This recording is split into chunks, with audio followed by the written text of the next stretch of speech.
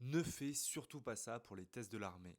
Je reçois beaucoup de messages de personnes qui veulent passer leurs tests de l'armée et qui me demandent est-ce que si je fais ça, est-ce que si, est-ce que ça va marcher. Alors il y a trois choses à ne surtout pas faire si tu veux réussir les tests de l'armée et arriver de la meilleure des manières. Déjà, la première chose que je vois encore beaucoup trop, c'est de se préparer un mois seulement avant les tests. J'ai encore eu des messages ce matin pour te dire. En fait, il y a beaucoup trop de personnes qui prennent ça à la légère. Alors oui, si tu es un très très gros sportif, que tu as un très bon niveau, ok. Mais si t'as pas l'habitude de faire du sport, t'as pas besoin de... Tu peux pas te permettre de te préparer un mois seulement avant les tests. Tu as besoin d'au moins 6 mois, au moins ça.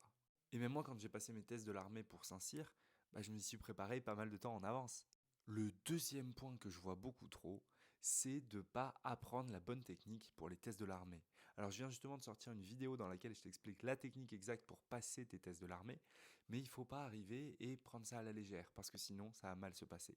Exemple tout bête, sur les tractions, si t'arrives que tu tends pas les bras, ça va faire 0, 0, 0. Et ça tu le verras dans ma vidéo YouTube où j'en parle. Pareil sur la chaise Kili si t'es pas bien placé, ou sur le luc léger si tu gères mal tes demi-tours. Donc enregistre la vidéo, abonne-toi et dis-moi en commentaire combien tu fais de traction. Et le troisième point, si tu veux vraiment gérer les tests de l'armée, ça va être de te préparer pour les tests psychotechniques et l'entretien. Parce que oui, ça aussi ça compte.